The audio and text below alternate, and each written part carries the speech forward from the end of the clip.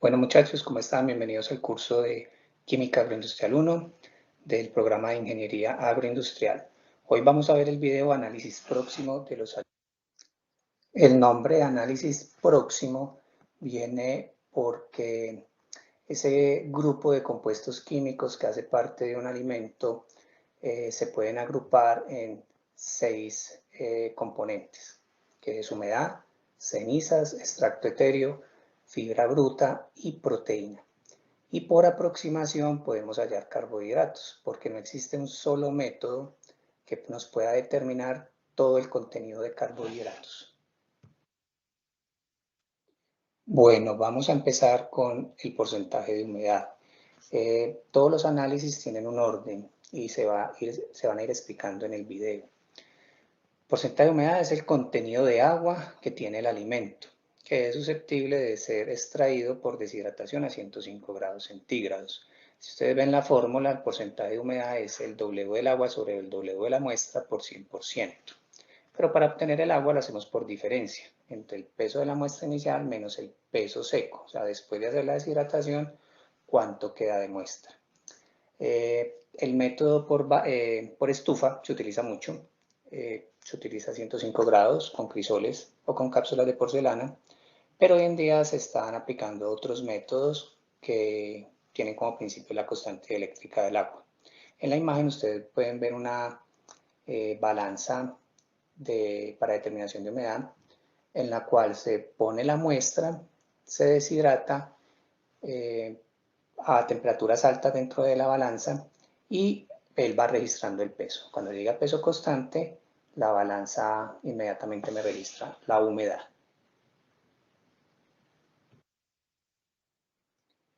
Posterior al porcentaje de humedad se puede hacer el porcentaje de cenizas. Si la muestra no es muy húmeda, se puede trabajar con muestra húmeda, o sea, directamente la muestra del alimento, someterla a una calcinación en una mufla, como lo ven ustedes en la imagen. Si el compuesto o el alimento que estamos determinando tiene cantidades muy altas de humedad, primero hay que deshidratarlo, hay que sacarle la humedad para poderlo poner en la mufla, porque cantidades altas de agua pueden interferir en el proceso y haber salpicaduras cuando empieza a hervir, porque las temperaturas son muy altas, se llega a 550 grados centígrados. Entonces, para evitar eso, la muestra tiene que estar seca. El porcentaje de cenizas sería el W de las cenizas sobre el W de la muestra por 100%. Y el W de las cenizas es el peso final que se obtiene después de ser sometido en ese equipo por 3 horas a 550 grados centígrados. Partiendo de la muestra seca o deshidratada, nosotros podemos hacer extracto etéreo. El extracto etéreo son todas aquellas sustancias que se pueden disolver o se pueden extraer con un solvente orgánico, es decir, un solvente no polar. Se utiliza normalmente benzina de petróleo o éter de petróleo. Nosotros normalmente lo podemos llamar porcentaje de grasas, pero en realidad son todos los lípidos que pueden estar en el alimento.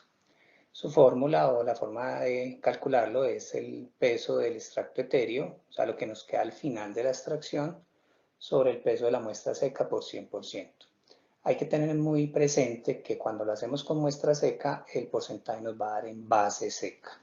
Más adelante explicaremos la diferencia entre base húmeda y base seca para que ustedes tengan presente eso. Y el extracto etéreo, como les digo, es el peso de la grasa, como normalmente lo llamamos.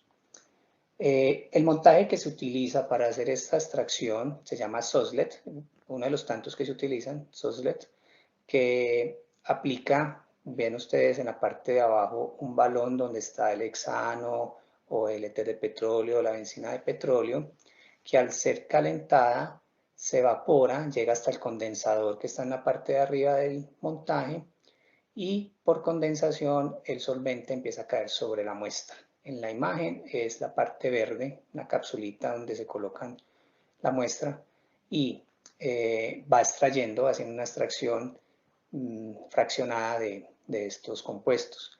Cuando alcanza un nivel determinado ese Soslet hace un vacío y todo el solvente regresa nuevamente al balón. Y este proceso se repite 5 o 6 veces para que se haga una extracción más completa en el tiempo.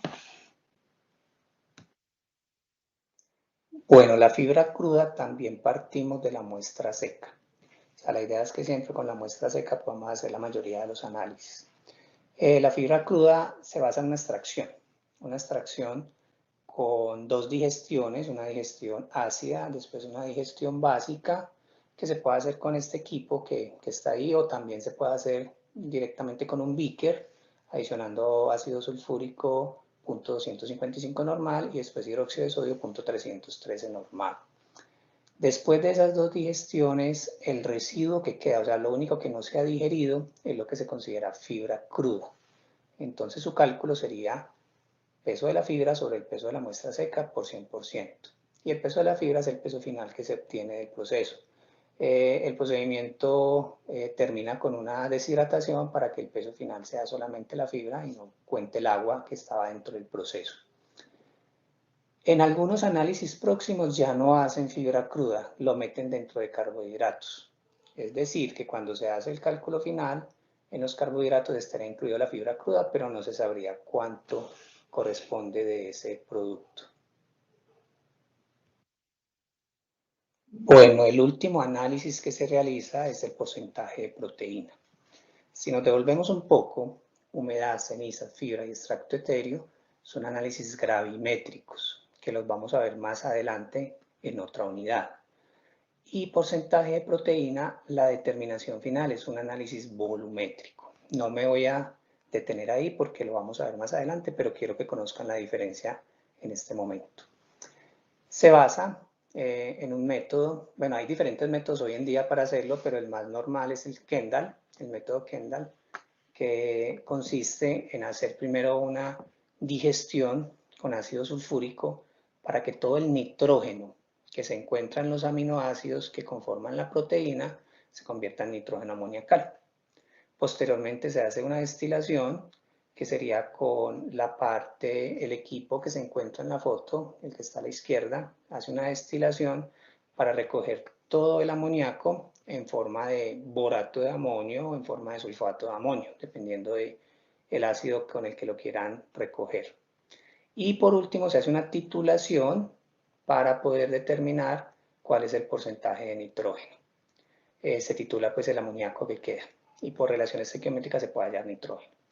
Y dependiendo de la relación que hay de nitrógeno en la proteína, porque todas las proteínas contienen nitrógeno debido a los aminoácidos, se utiliza un factor, el que más se utiliza es 6.5, perdón, 6.25, aunque dependiendo de la proteína esto puede variar un poco. Este sería el último análisis que se le hace al alimento para poder llegar a carbohidratos. El último análisis o la última determinación es carbohidratos. Como lo hemos mencionado, por ser un análisis próximo o proximal, se hace por diferencia del 100% menos la sumatoria de las 5 determinaciones que ya mencionamos. Hay que tener muy en cuenta que se le restan esas 5 determinaciones si todos los cálculos están en base húmeda. Si están en base seca, se quitaría humedad, es decir, sería 100 menos la sumatoria de cenizas, extracto etéreo, fibra cruda y proteína. Como les dije ahora, más adelante les voy a explicar bien qué es base húmeda y base seca y cómo se harían los cálculos. Además, esto se profundiza mucho en el curso de Taller de Química Agroindustrial 1. Y además les recuerdo que nosotros hacemos la determinación de carbohidratos de esta manera porque los carbohidratos incluyen un grupo muy grande, desde monosacáridos, disacáridos, polisacáridos, cada uno tiene una clasificación muy grande, cetosas, aldosas, pentosas, hexosas, entonces no existe una determinación sencilla que me pueda hacer o me pueda caracterizar o cuantificar todos estos compuestos. Por eso lo hacemos de esta manera. Bueno muchachos, les agradezco mucho la atención a este video. Yo sé que es un tema muy amplio, que pues en 10 minutos no queda explicado del todo, sino que simplemente es un abrebocas para que ustedes conozcan en qué consiste el análisis próximo que nos permite orientarnos en qué tipo de compuestos puede tener nuestro producto de origen biológico. Y de ahí empezar a hacer otras determinaciones cualitativas y cuantitativas que nos especifiquen un poco más cuál es ese compuesto o ese analito que tiene el alimento de interés. También les recuerdo que en taller de química agroindustrial vamos a hacer estas determinaciones, vamos a hacer la humedad, la ceniza, la fibra, el extracto etéreo, la proteína.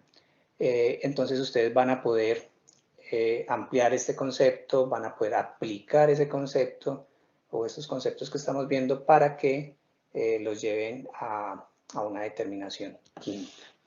Bueno, muchachos, nos vemos en un próximo video. Ya saben que estamos muy atentos a resolver cualquier inquietud en nuestro curso de Moodle. Gracias.